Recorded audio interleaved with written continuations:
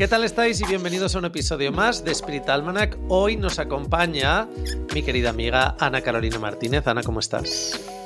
Hola, pues muy bien. La verdad es que encantada de estar aquí, con un poco de vértigo, porque después de haber escuchado el resto de capítulos, que el otro día me salía que era el podcast que más he escuchado durante el 2023, pues con un poco de vértigo. Ya, eso me lo mandó un mogollón de gente en Instagram y yo no tenía ni idea, digo, ¿qué es esto? Era como Sí. ¿sabes? Y aparte era como un honor, de repente había personas que me tenían como el tercero, pero es que el primero era, o sea, podcast súper famosos. Digo, oh, qué guay, qué guay. Sí. Bueno, contigo yo ya he grabado en el pasado, pero me mola porque es la primera vez que estás oficialmente en lo que es el podcast de Spirit Almanac, pero yo creo que tú, Ana, eres probablemente una de las primeras personas con la que empecé esta andadura de hacer podcast. Antes de que se les Spirit Eso es Almanac, verdad. grabamos ya varias cosas en Instagram, en Sí. directo, grabamos tal, pero esta es la primera vez, digamos, que ya estás en lo que es oficialmente nuestro podcast Spirit Almanac. Entonces, Sí, eso es. te voy a hacer una breve introducción. ¿Okay? Vale. Ana Carolina Martínez es psicóloga, eso sería lo primero, ¿vale? También profesora de yoga, creadora también de su propia metodología de yoga y danza. Y básicamente tienes 16 años de experiencia, llevas 16 años en recursos de salud mental en la Comunidad de Madrid. Eres experta en trauma y su aplicación en el yoga, especialista en salud mental y doctora en la aplicación de terapia con danza, movimiento. ¿Lo he dicho todo bien? Sí, más o menos. Sí. También es mercenaria a sueldo. En mis ratos libres. Narcotraficante Sí. de emociones, ¿vale? Sí. Sí, pero es verdad que en resumen yo siempre, ¿no? Desde que empecé a profundizar un poco más en la psicología, echaba de menos algo que fuera más allá de la palabra. Entonces me interesaron como dos campos, el campo artístico, ¿no? Que trabajaba más desde lo simbólico y el trabajo con el cuerpo y el movimiento.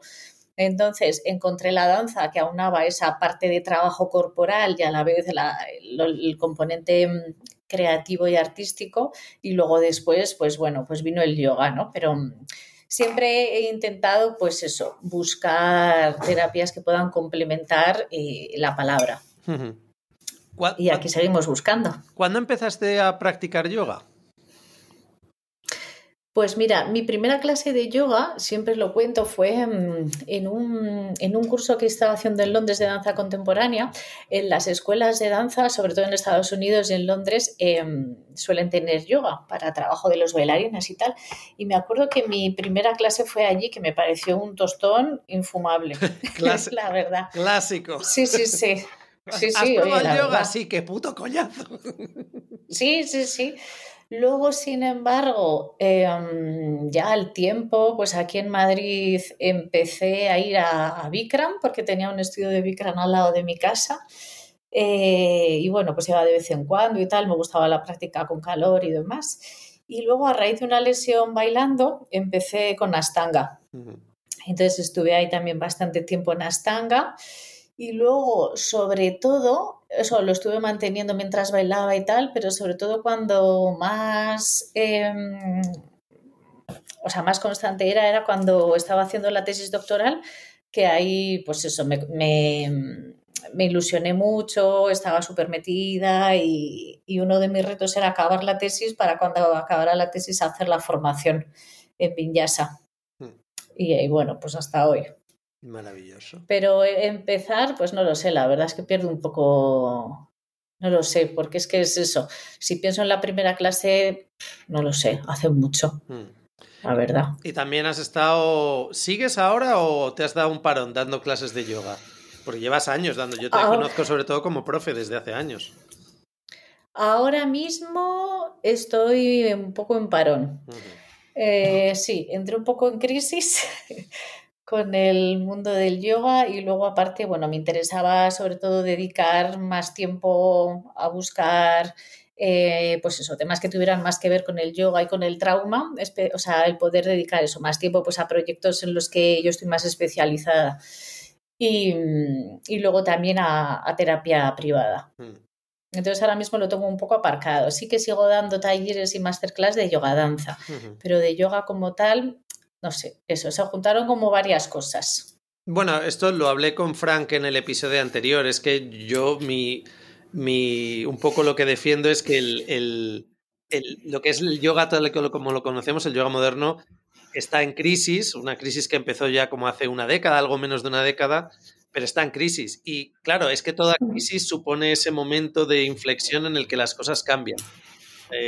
La palabra crisis siempre nos da mucho miedo, pero son las crisis las que han hecho que la humanidad avance. O sea que yo creo que el yoga está en ese proceso.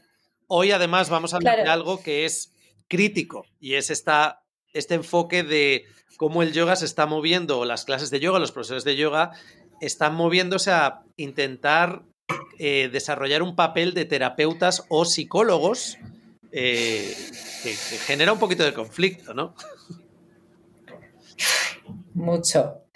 Ya, yo es algo que me irrita tremendamente, claro, porque creo que cuando hablamos de la parte del yoga desde un punto de vista como más físico, de trabajo del cuerpo, ahí enseguida nos defendemos, ¿no? Y establecemos ahí esa distancia, ¿no? Y es común escuchar la frase, oye, pero yo no soy fisio. Esto primero consúltalo con un fisio o con tu médico, ¿no? Como que nos curamos ahí más en salud. Pero, sin embargo, cuando hablamos de la aplicación psicológica, ahí, no sé, o sea, me da la sensación que la gente entra mucho más hasta la cocina, con el riesgo que implica, ¿no? Lo que pasa que igual como no es algo tan visible como puede ser una lesión de algo, ¿no? De que alguien se fastidie la espalda en medio de tu clase, pues bueno, sí, me parece que hay en algunos casos un intrusismo que lleva a una serie de prácticas pues de bastante riesgo, francamente. Te quería preguntar antes de entrar en ese tema, como básicamente experta en la materia, que llevas 16 años también dedicada a recursos de salud mental, es que hará como 2 días me saltó un vídeo que estuve viendo, era en inglés, pero era un tipo británico que hablaba sobre este término hoy en día de salud mental. Y me resultó interesante porque yo no soy experto para nada en la materia, pero hablaba un poco también de la controversia de cómo este término se está utilizando ahora constantemente, como que está muy en boga, la salud mental. Y él hacía un poco un análisis, de decir, pero ¿cómo puedo medir yo la salud mental? Porque tú puedes medir con denominadores la salud física, pero ¿cómo se mide la salud mental de una persona? Porque claro, no es lineal, o sea, no es una cosa que podamos decir, ¿quién está sano mentalmente? ¿Qué significa esto de salud mental? Desde un término profesional, ¿cómo lo medís? Ya. O sea, yo ya sé, pues que no estoy sano mentalmente, ¿vale? A ver, hay como 1000 cuestionarios para medir aspectos específicos que se relacionan con la salud mental, ¿no? Pues hay 1000 cuestionarios pues, de autoestima, de estrés, de depresión, de ansiedad, de sintomatología, pues referente a determinados trastornos, ¿no? Pero bueno, yo creo que sobre todo, por lo menos yo en mi trabajo, ¿no? En mi caso yo trabajo con patología grave. Pues con esquizofrenia, trastorno bipolar, trastornos de personalidad y demás. Pero yo creo que fundamentalmente podemos hablar que existe un problema de salud mental en el momento en que hay un impacto en tu vida profesional, en tu vida personal, en tu vida social, familiar, a nivel formativo. Si hay algo que tiene que ver con el manejo de emociones o eso, con algún tipo de síntoma vinculado con la salud mental que te está interfiriendo en alguna de estas áreas, ahí yo diría que podríamos hablar de que hay un problema de salud mental. Si no, creo que forma parte de la vida, ¿no? Porque uno de los problemas, ¿no? que se está viendo desde hace muchos años, ¿no? Es la psicopatologización de la sociedad, ¿no? Y cómo se entiende como una patología, algo que forma parte de la vida. Pues no sé, desde un duelo hasta estar más triste después de una situación específica, hasta, no sé, la ansiedad que nos provoca pues determinados puntos de inflexión que suceden en nuestras vidas. Entonces, claro, al no tener muchas veces herramientas y al no saber manejarnos con el malestar, pues muchas veces nos sentimos más cómodos en aplicar una etiqueta para esas situaciones. Que, como digo, que forman parte de la vida. Y el problema también, una de las consecuencias negativas de esta psicopatologización es también el consumo loco, brutal, bueno, loco, igual ahora mismo no es la palabra más adecuada, pero bueno, que hay de psicofármacos. España es uno de los países con mayor consumo de ¿Ah, psicofármacos. sí? Ah, no Sí, tenía ni sí, idea, sí, no sí, sabía sí, que sí. teníamos un consumo tan alto. Sí, Ay, sí, sí, sí, es uno de los países con mayor consumo de psicofármacos a nivel mundial. estoy aquí, espera, que me voy a tomar un lorazepancito. Ya, sigue. Sí, sí, sí, sí, sí. Joder, pues yo sabía que de los líderes eran Estados Unidos, pero no No, sabía pues que nosotros mucho. estamos ahí y tal. A mí una de las En la cosas, vanguardia. sí, una de las cosas con las que tengo un cierto duelo, que como hoy en día también veo que ha habido lo mismo en la última década, sobre todo después de la pandemia he visto como una implosión de esto, eh, de la aceptación de patologías que claramente en psicología tienen ¿sabes? Un tratamiento, un estudio, se sabe por qué, cuáles son sus consecuencias, pero la aceptación de ciertas patologías, lo voy a decir así, la normalización de ciertas patologías, como, no, pero es que hay que aceptar, hay que ser inclusivo, hay que tal, no sé cuántos. Digo, ya, si no vamos a insultar y a tirarle piedras a alguien porque tenga un problema de salud mental, pero ojo que normalizar ciertas patologías que creo que hoy en día, y no voy a entrar en ellas, ¿vale? Pero creo que hoy en día dan lugar a que también desde el ámbito político se hace mucho uso de ellas, tiene un cierto peligro, porque lo que yo, por ejemplo, veo, que es algo que en los años que llevo, sobre todo lo mismo, en la última década es algo que me ha interesado cada vez más, el estudio personal de mí mismo a través de la tradición del yoga, te hace darte cuenta que vas a necesitar encontrar respuestas fuera del yoga a través de la psicología, salud mental, ciencia, etc, etc, etc. Pero una de las cosas que veo es esta explosión de narcisismo en la sociedad, sobre todo del primer mundo. Es un nivel de narcisismo que ya lleva a incluso el propio narcisismo convertirlo en algo como aceptado o normalizado, que es una patología desde mi punto de vista también, el narcisista, ¿sabes? Es patológico. También depende de las consecuencias. O sea, sí que hay aspectos muy positivos, ¿no? De toda esta explosión. Y es que, pues, por fin se habla de salud mental, que hasta ahora era algo que, pues eso, que se callaba, que se mantenía muy, muy oculto con las consecuencias que eso tenían en todas las personas que sufrían este tipo de problemas, ¿no? O sea, más o menos el tiempo que tarda una persona en acudir a un profesional, cuando hablamos de patología grave, es como alrededor de 7 años, con lo que esto implica, ¿no?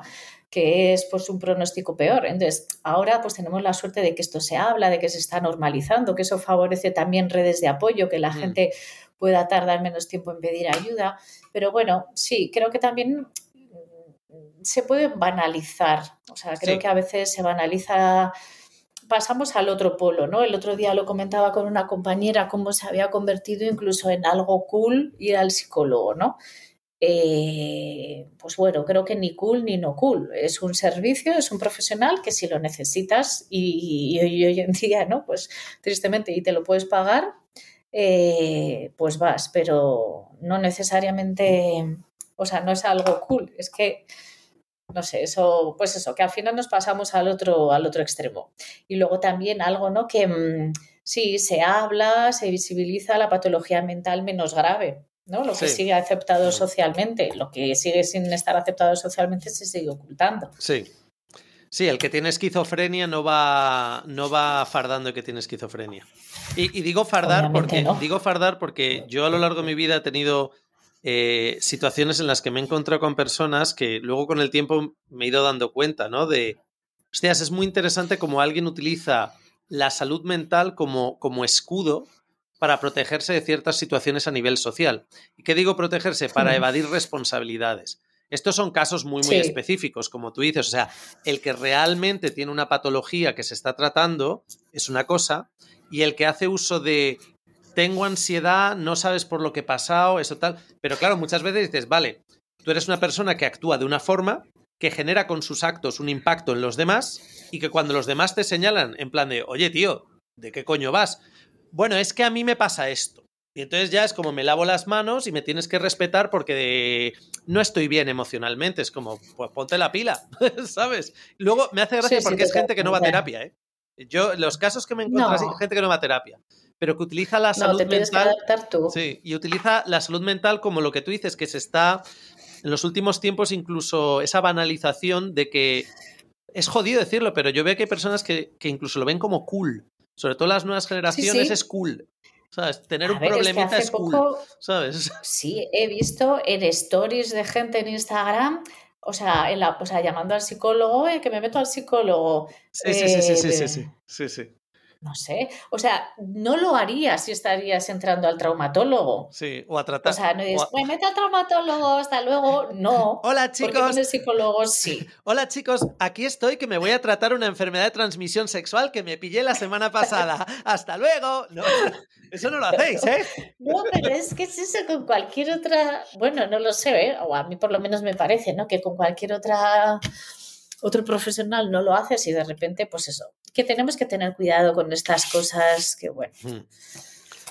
Vamos a cómo el yoga ha evolucionado. Yo tenía una pequeña introducción para dar salida a este tema, y es que Mark Singleton, en su libro El cuerpo del yoga, ya habla un poco en el desarrollo en el siglo XX del yoga, como el yoga que practicamos no tiene nada que ver con la India, tampoco es que sea, o sea, tiene que ver de sus orígenes tal, pero en el siglo XX se crea esta nueva estructura para practicar, enseñar clases grupales, el impacto, digamos, del yoga en una sociedad del primer mundo, y está claro que la psicología moderna y el yoga entran en contacto. Hay personajes como puede ser Carl Gustav Jung, y hay muchos psicólogos y figuras famosas que se dan cuenta de lo interesante de cómo la psique, la mente, desde el punto de vista de distintas tradiciones de Oriente, como puede ser el yoga, tiene cabida. Es decir, en las tradiciones orientales, la psique, la mente, ellos tienen una visión de cómo funciona, y luego en la psicología occidental, la psicología moderna y el psicoanálisis, hay otra visión. Es muy interesante, pero claro, se empieza a entremezclar, y durante mucho Mm. tiempo esa parte, digamos, esa parte que llamamos espiritualidad del yoga va poco a poco transformándose, y cuando yo lo que se ve y yo lo que he visto es que esa espiritualidad, que es muy abstracta, va cada vez tomando más forma con terminología y con enfoques, incluso temáticas, que cuando lo desglosas dices, aquí estamos hablando de psicología, estamos tratando emociones, patrones psicológicos, tendencias humanas, ¿no? Y hemos llegado a un Mm. punto, que es en el que nos encontramos ahora, que creo que precisamente, Ana, es por todo esto que hemos dicho. Es decir, la sociedad, como la salud mental, se empieza a tomar en serio. Pero yo esto siempre lo he dicho cuando hacía moda, cuando me dedicaba al mundo de la moda, es una cosa que hablábamos en sociología en la universidad. Teníamos un sociólogo que nos decía, la democratización de algo Sí, implica una apertura hacia la mediocridad. Es decir, eso es, y es verdad. democratizar algo implica que ahora ya no se va a enfocar la opinión o el estudio de un tema a través de los expertos, sino que ahora puede opinar cualquiera. Y claro, eso va a dar un Sí, abanico en el que antes solo tenías a expertos y ahora tienes a mediocres y a expertos, y es muy difícil entenderlo. Entonces, sí, sí, ahora sí. tenemos esta nueva tendencia en el yoga que lleva ya una década. En los últimos 5 años en España está creciendo más, pero esta idea del yoga orientado a la terapia psicológica, al trauma, a hablar de emociones. Entonces, ¿cómo ves Ja. tú esta? No quiero llamarlo intrusismo todavía, pero porque no creo que sea algo que se hace a mala fe. Creo que además es algo que se hace de forma como natural, de decir, joder, qué guay, vamos a intentar mejorar todos. Pero ¿cuál es el problema que encontramos cuando el mundo del yoga se empieza a centrar tanto en las emociones y en la psicología? Sí, es verdad que sí que se está haciendo ese entrelazado, ¿no? Por parte de los dos mundos, porque efectivamente dentro del mundo del yoga hay muchos profesionales que se están enfocando por ahí, que se están informando, o sea, que se están formando en eso, en la adaptación del yoga pues para personas con experiencia de trauma o en cómo regular el sistema nervioso, ¿no? Y poder hacer prácticas específicas para determinadas problemáticas. Y eso está fenomenal porque efectivamente muchas de las personas que vienen a clase muchas veces es por eso, ¿no? Pues por problemas que tienen que ver con la salud mental.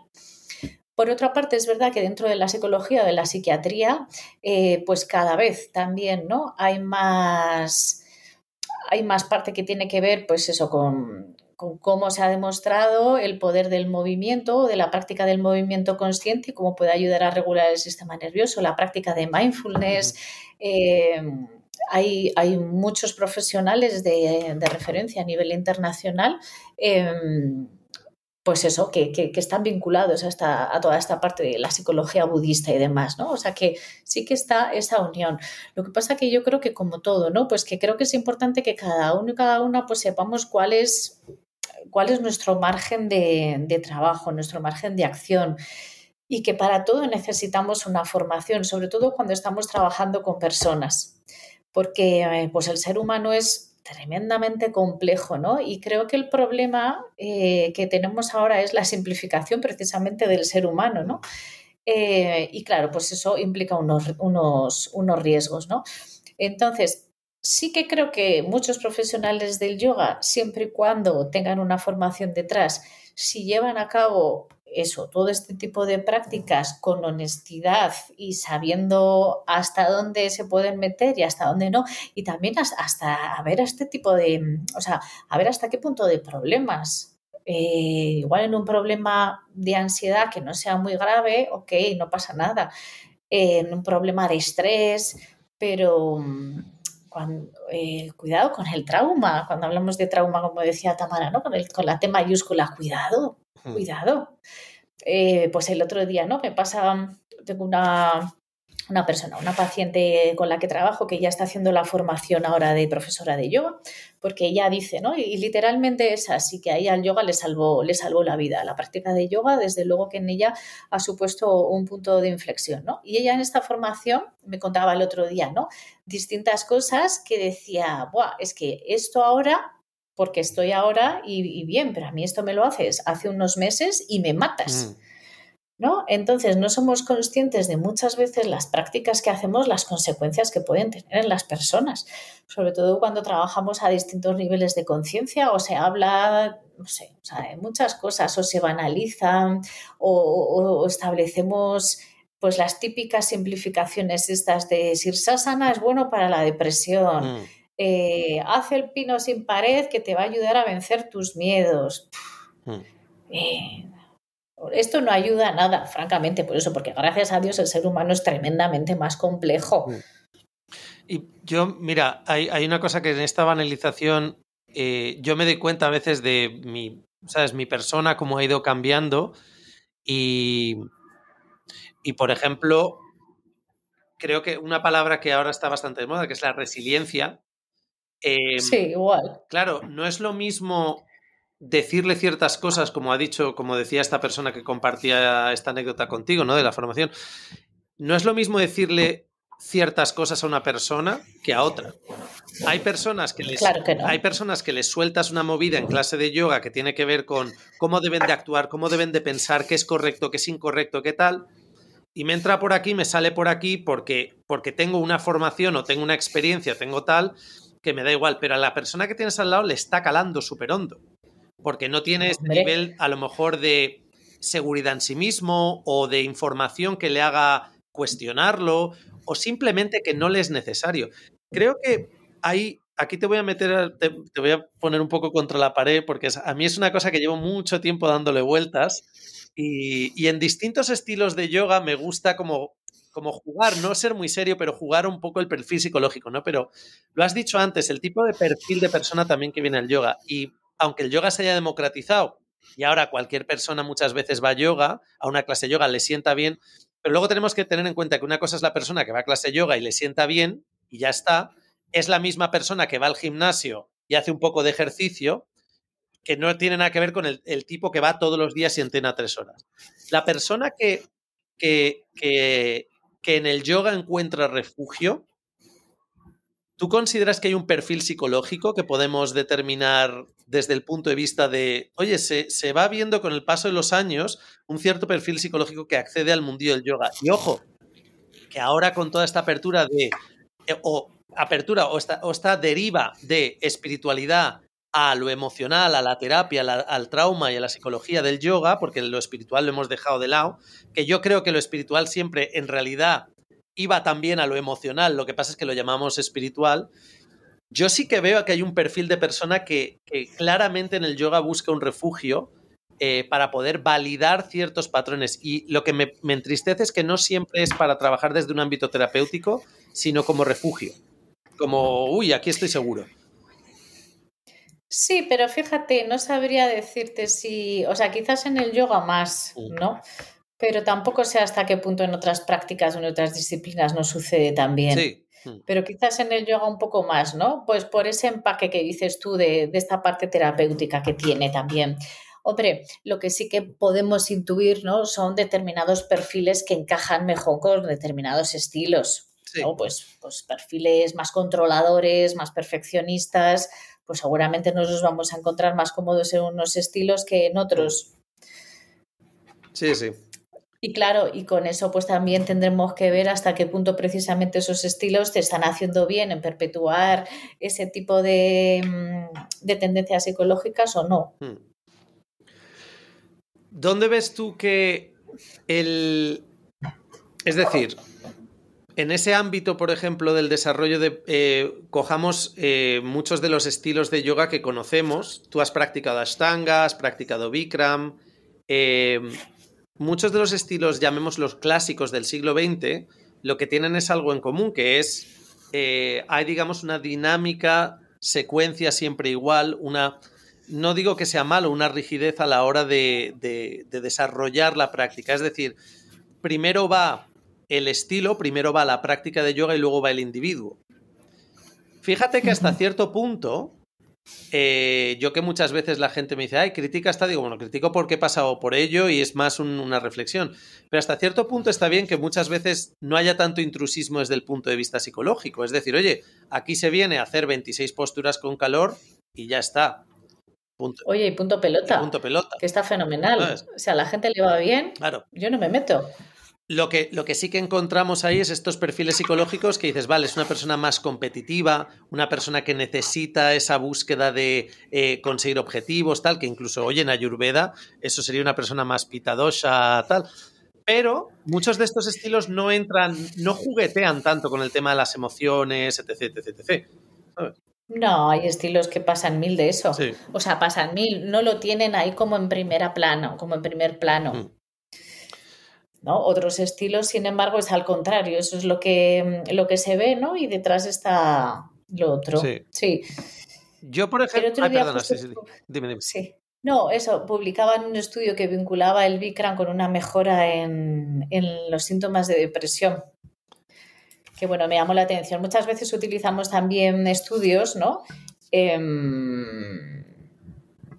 Bueno, no me voy a meter en este fregado, pero quiero decir que no todos los estudios son válidos. Hay que ver cómo están hechos esos estudios. Sí. Ya independientemente de de Bikram, que es lo de menos. Pero claro, para yo saber que los resultados son causados por ese tratamiento, tengo que comparar con otro tratamiento. Claro. Porque si no, no sé qué causa esos resultados. Sobre todo en el caso de depresión, que sabemos que la mera activación conductual produce un cambio, produce una mejora. Sí.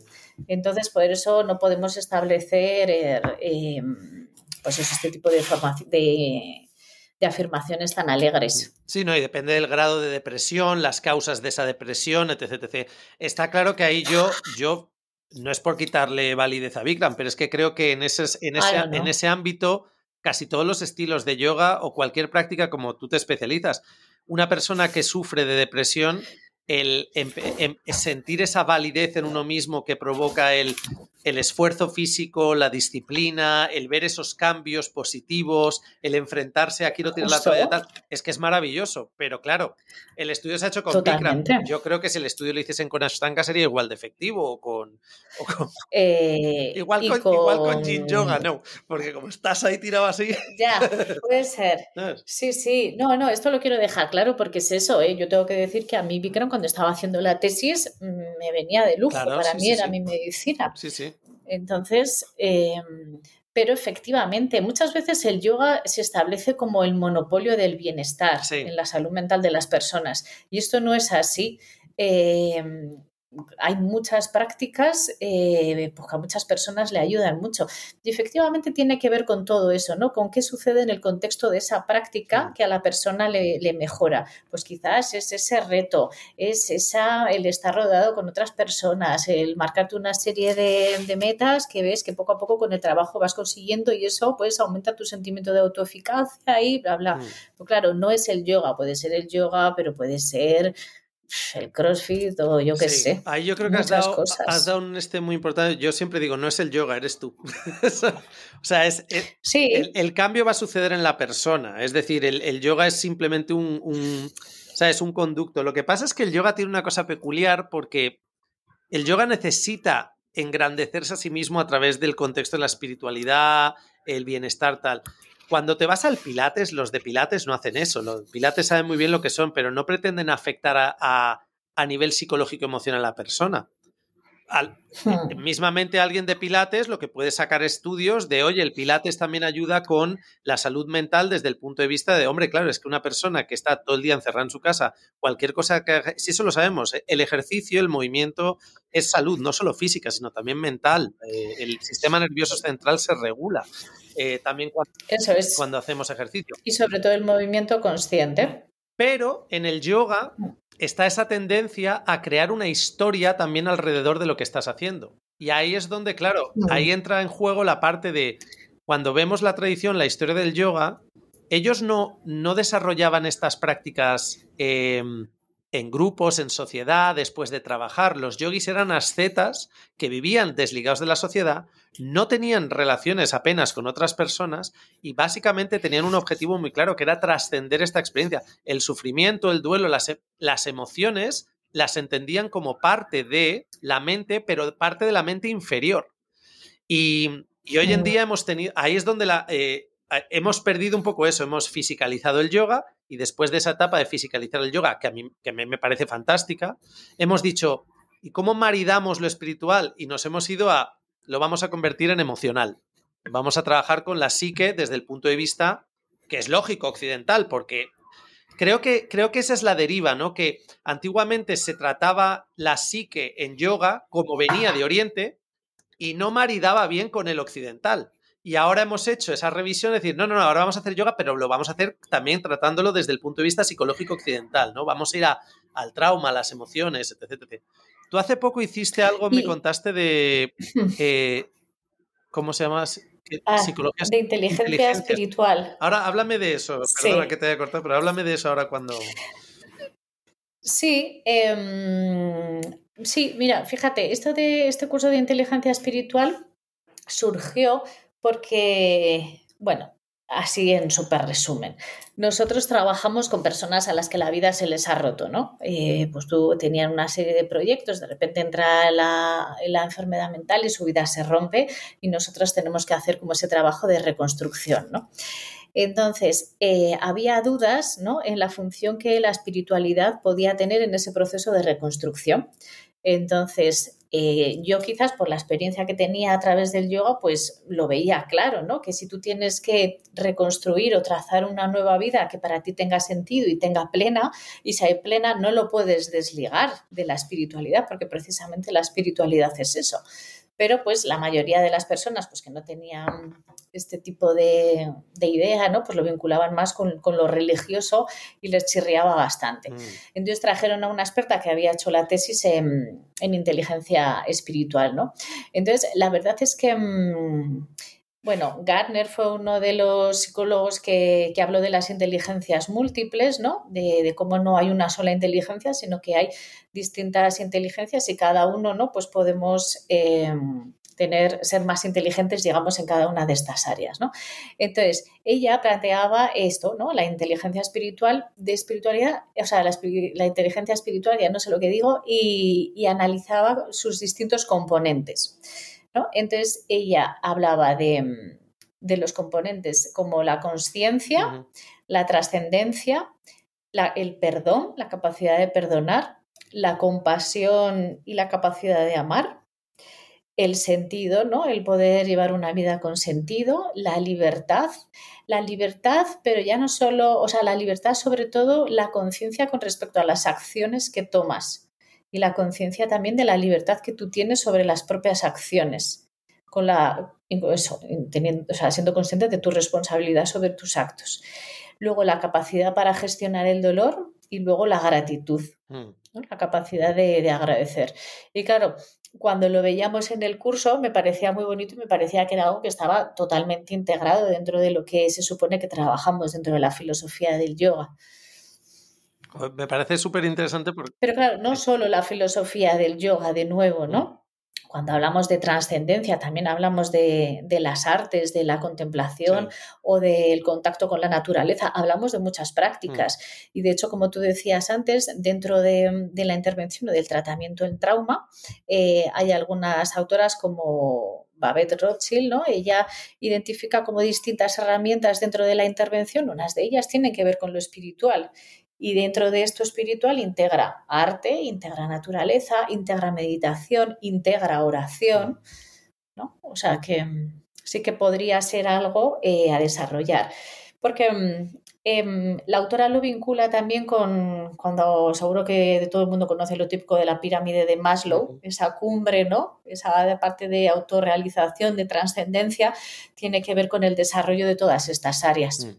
Lo que pasa es que, claro, estas áreas cuando se dicen nos suenan, ¿no? Nos resuenan, pero claro, si vas cada una de ellas, pues son tremendamente complejas, claro. Es que cuando has hecho el listado, ahora lo primero que se me viene es que ninguna de estas áreas es independiente de la otra. No, claro, al final todas se interrelacionan. Claro. No puede haber perdón sin compasión, sin capacidad de amar, sin gratitud, sin el entendimiento de la libertad que yo tengo sobre las acciones, sin conciencia. Yo, como siempre, a mi tal de tocar los cojones, pero, y perdón la expresión. Bueno, no, perdón la expresión no, porque quien escucha este podcast sabe que tengo un problema, que soy muy mal hablado. Hubo un estudio en Harvard que decía que la gente que somos muy mal hablados somos muy inteligentes. Este estudio me lo va a cambiar. Oye, pues yo soy súper mal hablada, eso claro, no lo sabía. Sí. No, pero no era mal hablado de que la gente que dice muchos tacos y tal, no sé cuántos. Me acuerdo yo que suelo decir, no es, sí, no es broma, porque... no sé si era Harvard o tal, pero un estudio estos y tal, que enseguida se lo enseñaba, pues se lo enseñé a mi madre y era como me miraba y decir, mira, anda, deja de buscarte excusas, ¿sabes? Para... No, pero hay una cosa, por ejemplo, que muchos de estos términos, gratitud, conciencia, compasión, amor, tal, son temáticas recurrentes en las clases de yoga. Y de nuevo, si yo soy crítico es porque con esto, o sea, si yo no me dedicase a esto, yo no sería crítico con ello. O sea, perdón, si yo no me dedicase a esto, pues a lo mejor hacer todas estas críticas que suelo hacer, pues sería lógico. Pero claro, yo muchas veces lo que le digo a la gente, ojo, que yo estoy criticando a lo que me dedico, que para mí es muy importante, ¿no? Es la reflexión de decir, ¿por qué tenemos en el mundo del yoga que nos dedicamos en vida a nivel personal, pero también a nivel, digamos, de labor, como ser divulgadores, profesores, tal, a criticar, porque es lo más importante. Es decir, el propio gremio tiene que criticar cuáles son sus límites, ¿no? Y creo que, pero todos. Creo que todo esto, por ejemplo, la gratitud, la compasión, son temáticas recurrentes en las clases de yoga. ¿Y a qué me refiero con esto? Que se convierten en... a ver cómo soy compasivo, ¿vale? Para decirlo como lo quiero decir. Se convierten en, digamos, en formas de engalanar la práctica. ¿Y por qué digo esto? Porque a la hora del tiempo que llevo yo enseñando me he dado cuenta, muchos profes y estilos de yoga que dices, vale, yo vengo a esta clase y este tipo o esta tipa me va a dar una serie de posturas, me va a diseñar una secuencia, ¿no? Y tengo una hora de clase o hora y media y voy a hacer esta secuencia. Pero hoy me la engalana, la decora, la estructura dentro del concepto de la gratitud. Y yo una de las cosas que muchas veces me planteaba, porque ojo que a mí me han enseñado también así en el pasado, ¿no? De cómo crear temática en clase de yoga. Y yo una de las cosas que planteaba siempre es decir, pero si yo hago esta clase sin ninguna temática, el efecto va a ser el mismo que si pongo la temática. Y es como sí y no. Si tú haces una clase en la que no hay temática y es, venga, pues calentamiento, unos saludos al sol, posturas de pie, posturas sentadas, tal, no sé cuánto, y es una clase de extensiones mismamente. Bueno, pues sales y dices, vale, pues he trabajado, he estado concentrado, todos los beneficios del yoga. Pero aquí está luego lo curioso a nivel psicológico, que es que si el profesor introduce una temática, hoy vamos a trabajar la gratitud. ¿Por qué vamos a estar gratos? Claro, ahí es donde pasa una cosa muy bonita, que la persona que lleva una vida que es pues una cinta de estas de avanzar en el aeropuerto, ahora se plantea, se cuestiona ciertos aspectos y durante la clase utilizas momentos claves de la clase para hablar de la gratitud. En un momento de si no has conseguido hacer la postura y tal, la gratitud. Y claro, ahí es donde te das cuenta del impacto que tiene el trabajo con la mente directamente. Dices, si junto la secuencia con una temática, estoy afectando a nivel más profundo al individuo. Si no hay secuencia, por ejemplo, dice, oye, Ana, te voy a hablar de la gratitud y te voy a hablar aquí de ciertos aspectos de la gratitud. Tú me escuchas y dices, vale, pero si yo te hago pasar por una experiencia de 1 hora y media, Sí. engalanada con... Y no lo digo mal, o sea, lo estás engalanando porque la secuencia en sí ya la tenías, simplemente ahora la estás introduciendo esta temática, tiene un efecto mucho más poderoso. Pero ahora donde quería ir. Esto se ha puesto muy de moda. Pero luego cuando sales de la clase de yoga, ¿realmente estás siendo grato, compasivo, estás perdonando tal? Porque yo ahí es donde veo que chirría un poco la cosa. Me sienta muy bien ser compasivo en clase de yoga, pero luego no lo soy en mi vida. Bueno, fundamentalmente porque en clase de yoga es fácil, o sea, es más fácil, ¿no? En ese contexto ser compasivo. Sí, o sea, sí que me parece bonito y me parece importante este tipo de prácticas, ¿no? Porque de alguna manera trabajamos también con cómo guiar o hacia dónde dirigir esa mirada, ¿no? Porque muchas personas, si no es a través de esa práctica, pues no dirigen la mirada hacia este acto de agradecer, ¿no? O hacia ver cómo se sienten pues con una persona con la que tienen conflicto, ¿no? Y conectar con este tema de la compasión y tal, ¿no? Pues mira, hace poco, por ejemplo, escuchaba el podcast de un señor que hablaba de la función que tiene el arte en nuestras vidas, ¿no? Y decía de cómo al salir de una exposición, no recuerdo de qué pintor, ¿no? Pues la manera que él tenía de percibir las flores era totalmente distinta, ¿no? Pues que percibía una serie de matices pues que antes no percibía y que le había resultado pues como una experiencia muy, muy placentera, ¿no? Pues esto de alguna manera es igual, ¿no? Gracias a la clase de yoga haces pues que igual personas que en esto no se hubieran parado, que paren, que dirijan su atención y que puedan hacer una reflexión sobre ello. Ahora bien, esta reflexión tiene que ser profunda y tiene que tener un puente y una conexión con lo que pasa fuera de la clase, porque si no nos quedamos en lo abstracto, nos quedamos en lo facilón y nos quedamos en un maquillaje, ¿no? En algo que no deja de ser hueco. La compasión, yo además tengo la suerte de tener cerca a Cándida Vioalda, ¿no? Que es una de las expertas en este tema y creo que lo transmite además, pues eso, con un gran compromiso y con mucho conocimiento, ¿no? Y claro, la compasión, realmente llevarla a la práctica es algo tremendamente complicado. Es muy fácil ser compasivo con tu compañero con el que te llevas fenomenal, pero es tremendamente difícil ser compasivo con personas porque no te lo ponen tan fácil, ¿no? En las relaciones familiares, cuando hay conflictos, que se vienen las es navidades, que complejo. prepárate tú. Bueno, ya sabemos lo que dice Randas y tiene más razón que un santo. Claro, pues estate esa semana con tu familia y sé compasivo. Sí. No es fácil. No. El tema del perdón.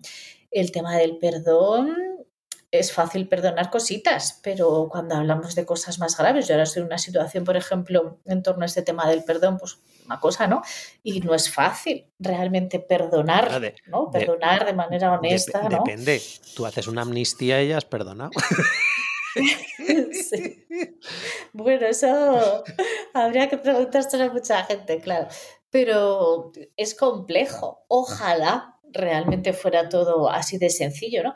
Por eso digo que muchas veces se banaliza y se simplifican todas estas cuestiones tremendamente, ¿no? Como lo del sentido.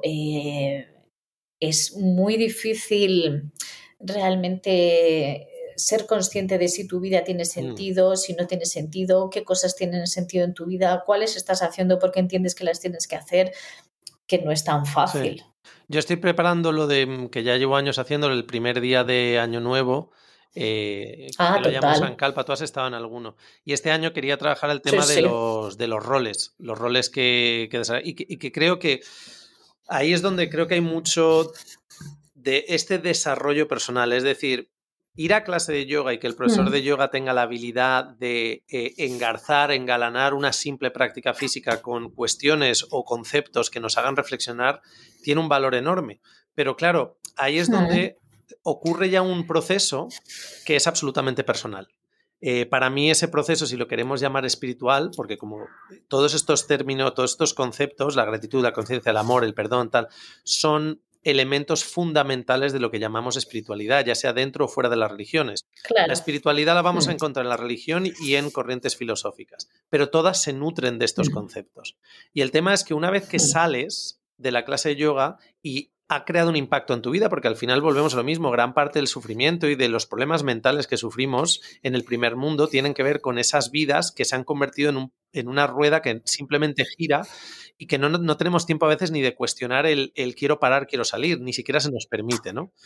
Pero ahí yo creo que el proceso espiritual es un proceso personal y privado. Y aquí es donde veo que desde el nacimiento de las redes sociales se produce de nuevo esta banalización también de estos procesos, es decir, quiero que la gente vea lo compasivo que soy. Es como, debería ser algo que tuvieses que enarbolar o lo consciente que soy. Digo, pues si fueses tan consciente no estarías en redes sociales. No estarías haciendo el gilipollas con el móvil ahí. Sí. Yo es que reconozco que ahí me saca bastante de quicio la gente que comparte stories con el móvil meditando. Por no hablar de la gente que se pone el móvil en clase y luego publica la secuencia, no lo puedo entender. Pero bueno, no sé. Bueno, ahí daríamos un paso a este... Pero ya, si estamos meditando, ya lo entiendo menos. Ahí daríamos un paso que para mí es la esencia de un poco que se reduce a todo esto, ¿no? Y es esta pandemia que hay de narcisismo. Que yo creo que el narcisismo es básicamente, es lo que en yoga decimos el ego. En psicología tiene un término con el que definir a la persona, que es más allá de egocéntrico, es ese narcisista, ¿vale? O narc, como dice una alumna privada que tengo, le llaman los narcs, ¿vale? Y creo que yo cuando empecé a practicar no había redes sociales, no molaba ser profe de yoga, pero ahora está claro que ser profe de yoga puedes atraer mucha atención, puedes engrandecer tu figura. Y luego hay aquí un tema que lo hablábamos antes de grabar, que es este enfoque de que al profesor de yoga se le engrandece hasta llamarle maestro.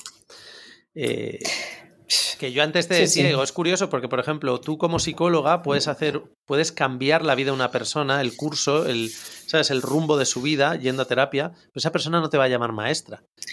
Pero, ni lo pretendemos. Claro, pero en el mundo del yoga llamamos maestro al pibe que nos está haciendo hacer el pino, ¿sabes? Es como...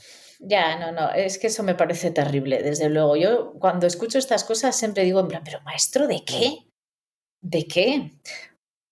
No sé. Sí. Volvemos a lo mismo, es esta relación narcisista entre la persona que como alumno necesita validarse diciendo mi profesor es tal. Ojo que mi profe es este, porque esto ha pasado siempre en el mundo del yoga, el fardar de quién es tu profe. De quién es tu profe y no le conoce ni... Mira, a mí me pasaba esto pero claro, es esta movida en España. Yo me acuerdo hace años cuando estudiaba con Noam Masé, me hice una formación de 300 y cuando la gente me pregunta, ¿pero quién ha sido tu profesor? Digo, bueno, pues... Y decía o Rod Stryker o Noam Masé. Se quedaban igual, pero claro, el tema es que no les conoces. O sea, y son figuras que, por ejemplo, fuera en Estados Unidos son muy famosas, pero también son muy famosas porque han creado también un negocio muy lucrativo. Entonces es como, necesitamos que ¿no? En psicología es como, pues mi psicóloga es tal. Digo, pues no parece que te esté ayudando mucho porque sigues siendo igual de gilipollas. Claro, si la cosa es que seamos conscientes de ver qué función tiene todo esto en cada persona. O sea, ¿qué te está aportando a ti esto, no? O sea, ¿por qué tú necesitas posicionarte o identificarte con este tipo de cosas? Y luego, como profesor de yoga, ¿por qué tú necesitas? Bueno, y como profesor de yoga, ojo, con esto hay que tener mucho cuidado, porque claro, te expones a un refuerzo y a un poder que tienes sobre el otro que también hay que saber gestionar, ¿eh? Sí. Yo esto lo veo... Porque sí, es complicado. Yo esto lo hablo bastante con los alumnos de formación de 200, que claro, o sea, el mundillo del yoga es fascinante porque estás vendiendo un producto a través de tu imagen que es muy poderoso. No es como un abogado, un panadero, un médico, ¿sabes? No. Es decir, yo antes te preguntaba, es decir, cuando tú vas a valorar que es un buen profesor de yoga, ¿en qué te basas? La mayor parte de la gente la enorme mayoría de personas tampoco hacen este filtro. Es decir, cuando alguien se apunta a yoga, se apunta al estudio de yoga que tiene cerca. Pero luego cuando estás metido en el mundillo del yoga, mucha gente valora quién es mejor profesor, y a mí esto me lo han dicho, pero esta es una profe súper avanzada. ¿Has visto las posturas? Por la práctica física. Práctica física que tiene. O a día de hoy también por el número de seguidores que tiene. Yo creo que ahora mismo la gente lo busca en Instagram, buscas perfil, miras seguidores y fotos con posturas avanzadas. Si tiene muchos seguidores y posturas avanzadas, no hay más que hablar. Es bueno. Hombre, para lo que te va a enseñar es bueno. Será bueno en eso, ojo. Sí, para lo que te va a enseñar es bueno. Exacto, totalmente. Sí, pero bueno, esto lo hemos hablado también muchas veces porque, por ejemplo, yo siempre digo lo mismo. Yo... por ejemplo, hay algunas cosas en las que se me dan muy bien de siempre por naturaleza y a mí precisamente eso me ha costado siempre enseñarlo más porque no he tenido que hacer trabajo para llegar ahí. Sin embargo, otras cosas que me han costado más y me han supuesto más trabajo y probar distintas herramientas y demás, pues las puedo enseñar mejor. Pero bueno, sí, efectivamente, quien puede hacer posturas muy avanzadas, pues puede ser muy bueno en eso, pero no necesariamente puede ser buen profesor de yoga porque, en teoría, cuando hablamos de yoga hablamos de más cosas. ¿Qué crees tú que a día de hoy una persona debería buscar en un profesor de yoga valorar dentro de un perfil de... Porque, por ejemplo, a mí a nivel de que empiece a haber ese intrusismo de mezclar... ¿Cómo deberías vivir? ¿Cómo deberías pensar? ¿Cómo deberías actuar? Porque esto forma parte de la tradición y es total. A mí eso me parece muy conflictivo a día de hoy. Claro. Yo creo que primero habría que ver qué quieres tú conseguir con el yoga y en función de lo que quieras conseguir, pues buscar a quien quien pueda cubrir más tu necesidad. Porque quien, por ejemplo, quiera acercarse al yoga pues para un trabajo como complemento físico o para llegar a hacer determinadas posturas, pues oye, pues busca el mejor, ¿sabes? Pero quien busque esa parte más de trabajo de regulación del sistema nervioso o otro tipo de prácticas, pues quizás el que pone tanto énfasis en las invertidas y en un trabajo más físico y más estimulante, pues igual no es lo que te va a venir bien. Entonces tendrás que buscar pues perfiles más especializados en otro tipo de cosas. Lo que pasa que es eso, que creo que esta primera reflexión de qué estoy buscando yo con el yoga no se hace. Ya. Entonces la gente va un poco, pues eso, sin ton ni son, pues a las escuelas de moda o a la escuela que tienes cerca de casa, te dejas llevar, pues eso, lo que hablamos, ¿no? Por el tema de los seguidores, por cosas así que al final son muy superficiales, la verdad. Yo tengo una teoría también que cuando ¿sabes esta frase? Cuando el alumno está preparado, aparece el maestro. Pero ¿sabes qué pasa? Que cuando el alumno no está preparado, también aparece el maestro. Es decir, el alumno que no está preparado, el alumno que no sabe lo que quiere, el alumno que busca en el yoga una salida, tal. Y la mayor parte de la gente, no me refiero a esto, porque de verdad la mayor parte de la gente que a día de hoy va a clase de yoga son personas que disfrutan con su clase y tal. Pero ya cuando das el siguiente paso y te metes en serio en el yoga y hablas con la gente con la que, ¿sabes? Con la gente te identificas, ¿no? O sea, cuando ya creas de nuevo un rol, una identidad como yo es que soy practicante de yoga, yo soy yogi. Ahí es donde hago el clic, es decir, yo la mayor parte de los alumnos que he tenido en mi vida como profesor no han creado el rol de yogi. Es decir, no han creado una identidad, un rol de yogi. Son personas que los martes y los jueves vienen a las 7 a clase, llevan 6 meses y les tengo que seguir repitiendo que las manos se ponen así. ¿Por qué? Porque para ellos ir a clase les sienta genial, les ha ayudado en su vida cotidiana, salud física, mental y tal, pero no se identifican con eso.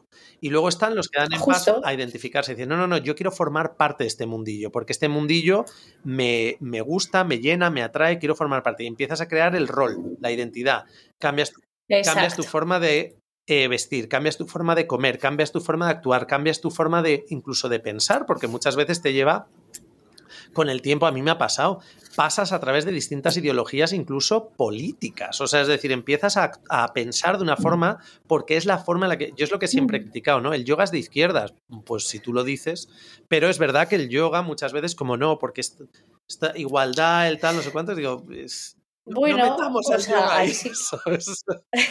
No, pero bueno, yo sí que creo que hay determinados conceptos que no sé si son de izquierdas o de derechas, pero no podemos hablar de una práctica compasiva que limite los derechos de otras Exacto, personas. Eso es claro, así. sí, sí, O sí. sea, tú no puedes estar llenándote la boca cantando locas Samasta Sukino Babantú y luego salir y votar a un partido político que está limitando a otros seres humanos, Claro, porque ahí no hay exacto, coherencia. exacto. Y si lo haces, pues ya está, pues asume tú esta controversia y asume esta Sí, sí, sí, contradicción, pero exacto. Pero por eso yo es lo así. que siempre digo es, ahí está el problema. Hay gran parte de la práctica debería ser privada. Es decir, porque hay que entender que tú estás en un proceso de desarrollo. Es decir, cuando dices de aquí paso aquí, no quiere decir que este nuevo paso que has dado, esta nueva forma de sentir, pensar o reflexionar, el discernimiento a través del que te lleva el yoga, no es que ahora ya he llegado al... O sea, simplemente has dado un paso, pero es que vas a seguir cambiando. Por eso veo que es muy Sí. problemático cuando nos creamos un rol de lo que debería ser un practicante, o peor aún, ya cuando das el paso a ser profesor de yoga, porque luego estás atrapado ahí. Sí, y es que no es necesario. O sea, yo realmente pienso en los profesores y en las personas vinculadas al yoga que más admiro y ni conozco su práctica física o no sé hasta dónde realmente saben hacer. Uy, ¿qué es Te ha eso que me salido, sale? ahora Esto me hacen sale estas como. cosas con Sí. gestos. Sí, pues mola. Y no sé cómo Sí. practican, ni sé tampoco su recorrido, ¿no? Pero, por ejemplo, pues eso, pienso en ti, que ya sabes que has sido como una de las personas con las que más me he formado. Pienso en Pedro Arce, pienso en Cándida o en Carolina Draque, Mm. ¿no? No sé hasta qué, o sea, cómo es su práctica física, pero sin embargo, para mí sois personas referentes en el mundo del yoga. Hombre, a Sin, ver, sin, yo solo voy a hablar por mí, ¿vale? Yo creo que si a mí me hubiese pillado cuando yo empecé mis 5 primeros años de yoga, me hubiesen pillado ahora, pues yo sí, veo profesores y profesoras que realmente se han hecho un hueco en el mundo del yoga y profesores que tienen muchos alumnos y tal, no sé cuándo, pero que llevan 5 años practicando. Desde hace 5 años no estaban, no existían. Si a mí me hubiese pillado, es muy probable que yo, cuando empecé a practicar yoga, el tipo de persona que era muy joven, tenía 20 años también, pero yo también hubiese estado metido en esta influencia de redes sociales y de mostrar. Lo que pasa es que no tenía esa herramienta. Entonces, claro, creo que ya, a día de hoy hay un nivel, digamos, de reflexión y discernimiento que uno tiene que hacer que es importante, que es hasta dónde realmente parte de la práctica de yoga es mostrar mis habilidades, mostrar lo que puedo hacer, crear ese rol, ese personaje. Porque no hay nada que más sufrimiento cree. O sea, el sufrimiento de donde muchas veces proviene no es de tu ser, es de los roles con los que te identificas. ¿No? Cuando dicen, no, el sufrimiento viene sí, de creerte o sea, de creer lo que tu mente te muestra. Bueno, eso es muy es abstracto, pero cuando lo identificamos con los roles, es decir, una persona, por ejemplo, cuando uno es padre o madre, empieza a sufrir ciertas cosas que si no eres padre o madre no vas a sufrir. El ya, rol de total, madre, sí. de protectora, o el rol de padre, de protector, para mí son iguales en el sentido de protección y proveer, ¿vale? Provees y Hmm. proteges. Es algo que cuando no tienes hijos, no y tengo uno de mis mejores amigos, lo mismo, desde que se compró un perro, bueno, compró, lo adoptó, eh, o sea, es totalmente, claro, su perro es su hijo, ¿sabes? Entonces Sí, total, eso pasa y mucho. claro, Sí. Dime, Mira, dime. no, es que estoy pensando, ¿no? Un poco en lo que hablabas también antes del narcisismo y en estas personas que he nombrado, ¿no? Y yo creo que, o sea, que hay una cosa que es la humildad. Y creo que las personas que tienen un recorrido a nivel espiritual, ¿no? O en este caso a nivel del yoga, destacan pues precisamente por lo que transmiten, no tanto por lo que te muestran, ¿no? Como de manera más Mm. objetiva. Y ese trabajo y esa humildad, pues al final está ahí y te llega de manera auténtica. Bueno, creo que hay mucha gente que no estaría de acuerdo porque creo que hay mucha gente que no considera que yo sea una persona muy humilde. Lo que pasa, ahora que justo había hecho el podcast con Diana Naya, su descripción un poco de cómo yo hablo en el podcast y tal, pero hoy lo hablaba con Tamara. eh, claro, yo, por ejemplo, desde un ámbito psicológico tengo mis taras como todos. Pero Bueno, yo claro. quizás doy una imagen como muy soberbia pero cuando yo me miro a mí mismo, lo que para mí es simplemente sudapollismo. O sea, yo he llegado a un momento que mi vida y mi práctica de yoga y mi experiencia vital, ahora siendo padre y tal, lo que me ha llevado es, yo voy a decir lo que considero que en este momento he de decir, puedo decir o debo decir. No voy a decir cosas por hacer daño a nadie, no voy a decir cosas por... Puedo tener una opinión sobre algo, pero no lo voy a decir porque sé que puede ser hiriente. Y antes de decir mi opinión, muchas veces planteo decir, Borja, ¿de dónde te viene esta opinión? Porque ojo que esta opinión hay ira, hay frustración detrás de ella. Y al final para mí es un poco el ámbito del yoga, ¿no? Es decir, antes de hablar, antes de dar una opinión, antes de decir algo que claramente va señalando a alguien o a algo en concreto, piensa en por qué lo vas a decir y de dónde viene la necesidad de decirlo. Y claro, lo que pasa es que yo hay muchas cosas que digo a día de hoy que a la gente no le gustan, pero digo, primero, no busca ofender.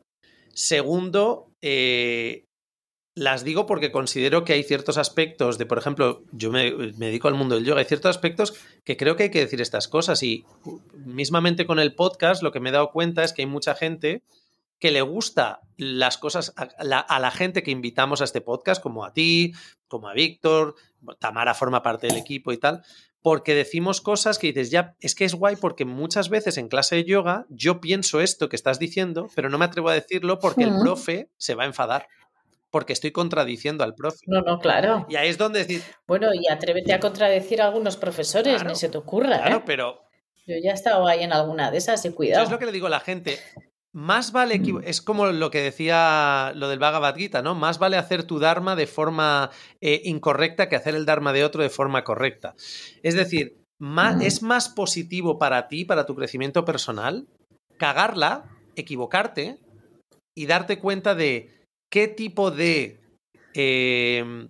línea de pensamiento o qué tipo de emociones había detrás de esa decisión que tomaste de actuar o decir o hablar y aprender de ello, que seguir a rajatabla la opinión de otra persona, que luego muchas veces resulta que esa persona ni siquiera sigue lo que está enseñando.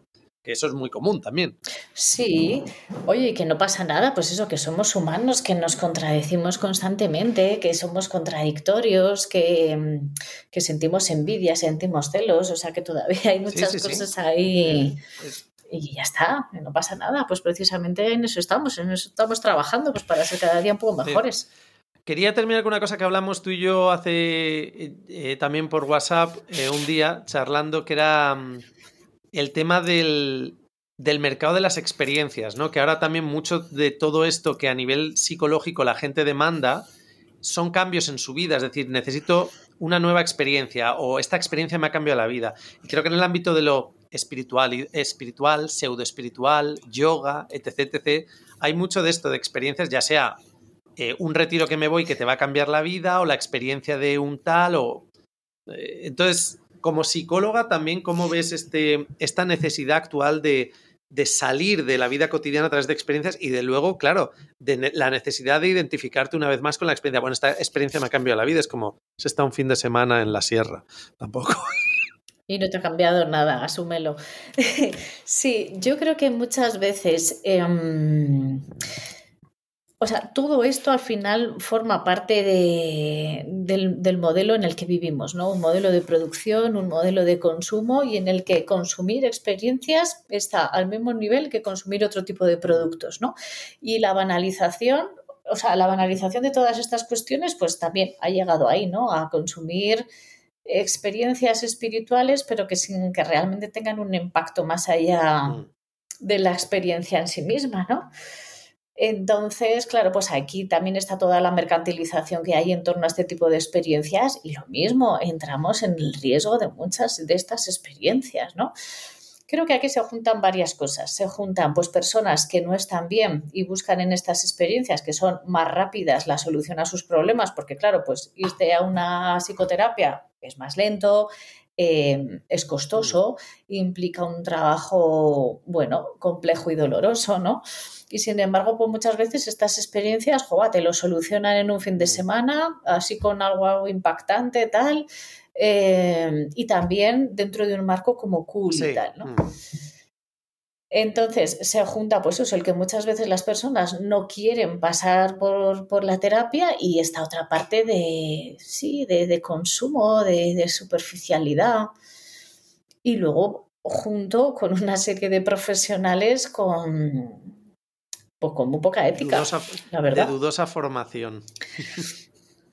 Sí, pues mira, hace poco me hablaba una amiga que está haciendo una práctica, bueno, no voy a decir cuál por no crear controversias, pero bueno, una de estas, ¿no? Que se vende a través de lo energético como muy terapéutica.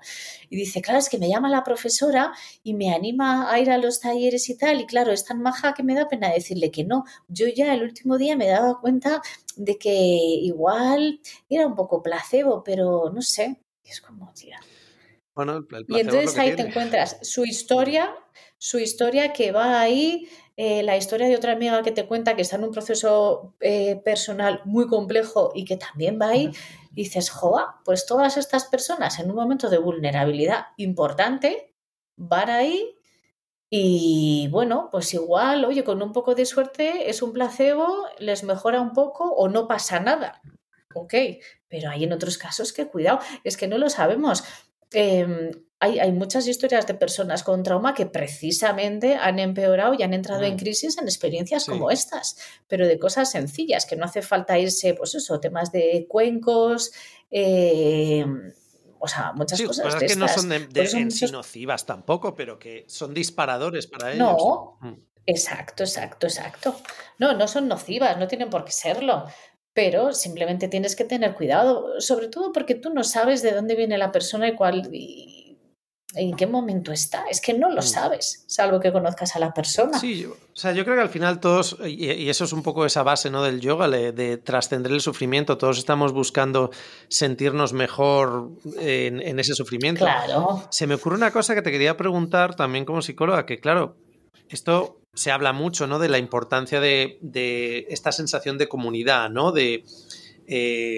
Ayer hablábamos de esto, lo voy a decir porque tal, pero porque me saltó precisamente un amigo mío que estuvimos hablando el otro día, que él es homosexual, pero le frustra muchísimo que por ser homosexual le identifiquen con un colectivo. Es decir, él decía, yo no me siento parte del colectivo LGTBI, porque ser homosexual no es una decisión, soy así, pero formar parte de un colectivo o de un partido político o de una ideología, ahí yo sí que tengo decisión y puedo cambiar, ¿sabes? Pero claro, esto pasa en el mundo del yoga, es decir, y psicológicamente es muy importante la sensación o necesidad de pertenencia a un grupo. Ya esto se ha estudiado a nivel psicológico, digamos, la estructura tribal también del ser humano y su necesidad también a nivel psicológica de sentirse que forma parte de un grupo. Lo cual en el mundo del yoga es algo muy relevante. Hay mucha gente que le regula, le sienta muy bien. Por eso cuando la gente dice, yo es Total. que practicar en casa no, porque en la sala de yoga hay una energía y a mí siempre me hacía mucha gracia esta idea, porque yo nunca he necesitado esa sensación de pertenencia, pero esa energía es esa sensación de grupo. Y te quería preguntar, porque claro, ahora me viene a la cabeza, cuando una persona está mal, emocionalmente hay trauma, y entra dentro de uno de estos ya, no digo una clase de yoga al uso, sino por no poner nombres, pero una de estas, ¿no? Comunas que buscan sanar espiritualmente. Y yo creo que una de las cosas que primero le da más seguridad es que mira alrededor y todos están igual de mal que él. Entonces, formar parte o sentirte rodeado de gente que está igual de jodida que tú aporta seguridad, no que no seas el raro, ¿sabes? Claro, pues sí. A ver, el soporte social sin duda es uno de los elementos más sanadores que hay, ¿no? El tener apoyo, pues eso, el tener apoyo social. Entonces, claro, desde ahí el formar parte, el tener un grupo de referencia con el que te sientas identificado, apoyado y sostenido, eso es fundamental. Bueno, los Desde psicólogos lo ahí hacéis, por ejemplo, con personas con adicciones. En, lo en hacemos siempre, grupo y porque tener una persona con realmente la que poder compartir y tal. Pero claro, aquí es personas que no sí. están bien, pero que no se pretende hacer ese trabajo psicológico, sino muchas veces Bueno, enaltecer pero el de manera problema. natural se Sí, hace ese trabajo de apoyo. Sí, tú te refieres a los grupos de apoyo mutuo, sí. ¿no? Sí, o el apoyo entre iguales y tal, eso es tremendamente terapéutico, sí. Por eso pienso que a veces en Sí, estas pseudoterapias, retiros espirituales raros, claro, dices, bueno, la gente que se encuentra ahí es gente que todas más o menos comparten a lo mejor una misma estructura emocional, psicológica, de trauma y tal, y se sí. crea una sensación de pertenencia muy buena. Dices, ya no soy el outcast, ya no soy la oveja negra de la sociedad, aquí todos somos parte de lo mismo. Claro, pero de la misma manera ya no es solo en el yoga, pues nosotras tenemos a muchas personas que están vinculados a parroquias o a Sí. grupos religiosos, ¿no? Y igual, y pues les viene fenomenal por todos estos beneficios que Ujú. dices. Sí. Al final, bueno, cada uno estamos solos en nuestro camino, eso es lo malo. Ah, bueno, no lo dudes. Sí, sí, sí, sí. Pero bueno, sí, al final estás solo. Sí, yo creo que al final Sí, yo muchas veces... nos Sí, guste o sí, sí. no. Yo creo que gran parte de lo que hacemos en yoga es una preparación para cuando estemos dispuestos a dar el paso de decir, ahora esta parte de mi vida la tengo que recorrer sola.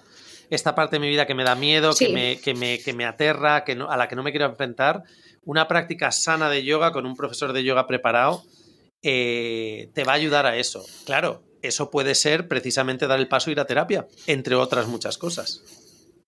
sí, totalmente. O no, pero por lo menos el tú ser consciente de lo que tienes que hacer, ¿no? Y claro, es verdad que en ese trabajo personal, ¿no? Que dices tú, hay una parte también de soledad y hay una parte que a mí me parece como un poco dolorosa, ¿no? Y es cuando te vas desprendiendo de cosas de tu pasado, porque tú ahora mismo has evolucionado, ¿no? Y vas perdiendo cosas que tenían una función y, bueno, pues pienso en personas, ¿no? Pues con las que antes eran muy importantes y de alguna manera ya dejan Ya, de serlo y, bueno, pues hay un duelo también ahí. sí. Sí, supongo que eso pasa exactamente lo mismo, porque a lo largo del tiempo practicando yoga, y es una de las cosas que se lo digo a la gente y quienes llevan tiempo se ríen porque dice, hostia, es verdad, dice, conforme tú vas estando bien, vas dejando de lado Mm, relaciones que tenías con personas que estaban al mismo, o sea, si tú estás mal, te llevas muy bien claro, con personas que están mal, pero conforme tú empiezas a estar bien, ya no quieres tener relación con esa persona. Y es eso es. doloroso porque las personas que... Y esa persona tampoco No, contigo. pero claro, esa persona te critica, tú a ella Claro, no, ella a ti sí. ya, Siempre sí, sí. hay este tío que se llama Dave Goggins, que es un personaje, decía en una entrevista una cosa que me encantó sobre el tema de los haters, porque claro, este es otro de los temas que a nivel psicológico es muy dañino. O sea, el tema de las redes sociales, tú puedes crearte un personaje, pero luego de lo dañino que es para ciertos perfiles psicológicos el hate que recibe la peña, ¿sabes? Hmm. Y Goggins decía, dice, tienes que siempre plantearte lo siguiente. A un hater es hater porque la vida no le va tan bien como a ti. O sea, no vas a tener Claro. ningún hater que su vida sea mejor que la tuya. Por eso desarrolla ese hate hacia Mm. ti, hacia tu persona, hacia lo que pones, etc. etc. Claro, pero ahí hay muchas teorías psicológicas, ¿no? Que explican el porqué de movimientos de extrema derecha o movimientos violentos, el por qué las personas llegan a implicarse en este tipo de grupos, tiene que ver con todo Hmm. esto, claro. Es una manera de reparar. O sea, al final el ser humano tiene esta necesidad de estar constantemente reparándose, ¿no? Y para ello, pues hacemos distintas cosas con más o menos conciencia, ¿no? Y cuando has tenido una vida de mierda, ¿no? Pues como le pasa a mucha Sí, sí. gente. Hay gente, yo doy cada día gracias a mi trabajo precisamente por eso, ¿no? Porque me enseña pues unas realidades que si estuviera trabajando en otra cosa no vería, ¿no? Entonces también eso te ayuda pues eso, a ver el mundo con otros ojos, con mucha más complejidad y no sé, de manera mucho más realista. Entonces eso es que hay gente que verdaderamente ha tenido una vida muy difícil. Sí, luego lo fascinante es que mucha gente que ha tenido una vida muy difícil dices, tío, o sea, con la de palos que te ha dado la vida, ¿cómo has salido así de bien? ¿Sabes? Es como... Sí, total. Por eso cuando a veces desde el yoga, ¿no? Pues se escuchan frases de estas simplonas de todo está bien, tal. Depende. Sí, Pues en la franja depende. de Gaza todo está bien, sí. En la franja de Gaza todo está bien. No me fastidies. Sí, bueno, ahí entraríamos también un poco en esta movida ahora que se lleva mucho, ¿no? Del privilegio. Que yo no, por eso, el privilegio de ser tal es cada persona tiene su historia. Puedes haber nacido en un lugar privilegiado y haber tenido una vida de mierda, ¿sabes? Bueno, no Para lo mí el dudes. privilegio, Sí, lo que es un privilegio es haber tenido una vida de mierda y haber podido salir adelante y ser una persona que claramente con la vida de mierda que ha tenido, aún así es una persona bondadosa, buena, eso sí que es un privilegio. Pero es un privilegio total. cruzarte con gente así. Lo que no considero como privilegio precisamente es esta visión, ¿no? Oye, todo, pues eso, soltar en medio de una situación bueno, pues aquí he pagado una cuota de 80 pavos por venir a una clase, ¿verdad? Todo está bien y, ¿sabes? Creerme eso. No todo está bien, pero ¿cómo puedo hacer que estando las cosas mal, yo pueda salir adelante y no me suma en un proceso de depresión o de ansiedad viendo que mi entorno está en esa situación? No, las cosas no están bien, pero yo estoy bien. Sería más un Eso, poco esa idea. No, exacto, las cosas no están bien, exacto. pero yo estoy bien. Y yo voy a hacer por estar bien en las situaciones en las que claramente mi pasado, mi duelo, Exacto. la sociedad me golpea. Ahí es donde creo que un poco que tenemos que ir también con las enseñanzas del yoga. Sí, porque muchas veces decimos que el yoga nos ayuda a desconectar cuando las prácticas se dirigen a desconectar. Sí, Absolutamente. Me voy a yoga para desconectar del trabajo, ¿no? O a veces, ¿no? La complejidad con la que diseñamos algunas secuencias pues hacen el que sea muy difícil conectar. Sí, tienes que conectar a nivel presente para seguir la secuencia, claro, es que pero ya ahí has dado en está. el clavo de algo que es esta idea de cuando hablamos en yoga de conciencia y de conectar, Mm, pero realmente solo ocurre bajo una premisa muy concreta, que es siempre y cuando sea en una esterilla, haciendo la secuencia que me gusta, tal. Y ahí es donde yo muchas veces lo que Tamara sabe más de esto, del sistema nervioso, pero claro, dices, es que tú crees que estás conectando con algo y en realidad no. O sea, estás estimulándote de una forma concreta en la que no puedes, o sea, solo puedes pensar en esto que está pasando, porque tienes que estar tan sumamente claro, atento. claro. Vamos, inhala, abajo, chaturanga, salto, tal, no sé cuántos. Eso. Y luego lo que terminas es agotado, no terminas no eres más consciente, no estás más conectado, estás más, yo es lo que digo, estás más alerta. Eso es lo que está pasando, que estás alerta. Estar alerta no es lo mismo que estar consciente. Este es el tema. No, no, no, implica matices muy distintos. Y perpetúa Sí, ciertos sí, sí, patrones, sí. además. Que es ese. Claro, sí, sí. Sí, y es eso, ¿no? Creo que en yoga perpetuamos muchos patrones que tienen que ver con el producir, con el consumir, o sea, nos exigen a los profesores, ¿no? Que hagas secuencias creativas, que sean retadoras, que las personas se diviertan, más, consumir, consumir. Consumo. Sí, sí, Y no sí. nos damos cuenta de la propia contradicción, ¿no? De estamos huyendo de algo que a través de una herramienta que está utilizando ese algo. Sí, sí, like attracts like, como se dice en Ayurveda. Si estás estresado, lo que te va a llamar la atención para cambiar tu foco de atención es algo estresante, no es algo relajante. Lo que Claro, pasa es que, claro, sí, sí, sí, cambias, sí. estoy estresado pensando en el trabajo. Bueno, pues ahora voy a hacer algo súper estresante, salir de fiesta. Que es muy estresante salir de fiesta. ¿Sabes? Pero Sí, sí. sigo con la misma dinámica de lo que conozco, simplemente mi atención va de un lugar a otro. Por eso al final es eso, es decir, el valor que tiene el experimento de si tan consciente eres, cuánto tiempo puedes estar simplemente tumbado observando tu respiración. Pues Que claro, tampoco es algo totalmente. que sea para valorar de, qué avanzado soy porque puedo meditar. El otro día me preguntaban unas alumnas del 200, ¿no? Pero claro, hablábamos sobre la meditación y tal. Y yo les era muy franco, digo, mira, yo lo máximo que he llegado a estar, entre comillas, meditando, a lo que me refiero es, ahí sentado con los ojos cerrados, son 45 minutos.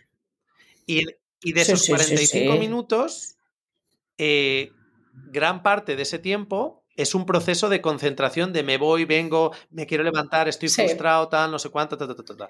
Y de todo ese tiempo total. quedan espacios en los que, pum, sí que entraba en un estado de que...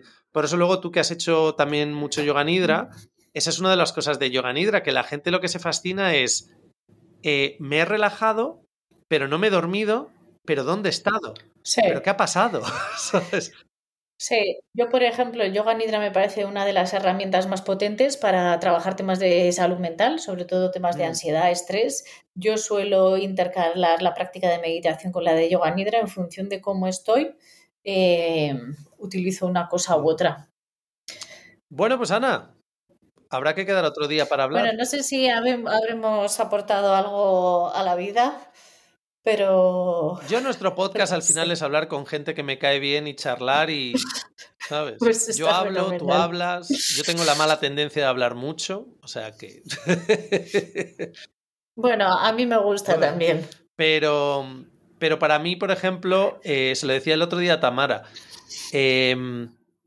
No sé si se lo dije así de esta forma, pero a mí empezar, por ejemplo, este podcast me ayuda, por ejemplo, a poner mis ideas claras. Tiene un, ¿sabes? Me resulta... Hay un punto, digamos, egoísta en hacer el podcast, porque en realidad me sienta muy bien compartir con, ¿sabes? Con los invitados o compartir ideas y tal.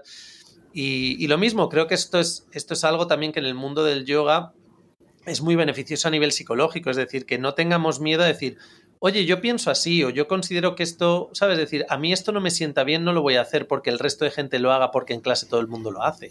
No, ten la libertad de, Totalmente. ¿sabes? O sea, este es un camino que está guay compartirlo en una clase y tener distintos profesores que te enseñan distintas cosas, pero luego, precisamente tú decías dentro de ese listado, ¿no? De inteligencia espiritual, que es la libertad, sé libre, toma tus propias decisiones, no sigas el dogmatismo que No, no, hay. no, no. Exacto. Tú prueba y mira a ver lo que te va bien a ti. Yo eso siempre lo digo muy bien en clase. Mira a ver lo que te va bien a ti. Y no necesariamente tiene que ser lo que el profesor te A mí dice. lo que me va bien es este fin de semana que por fin no tengo formación, tengo un fin de semana libre. Voy a Ah, muy montar bien. muebles de A mí cocina. me va bien que me voy a bailar ahora en Pues 5 nada, minutos. a bailar. Ha sido un placer, Ana. Pues sí. Hablamos pronto. Chao, chao. Igualmente. Hasta luego. Chao.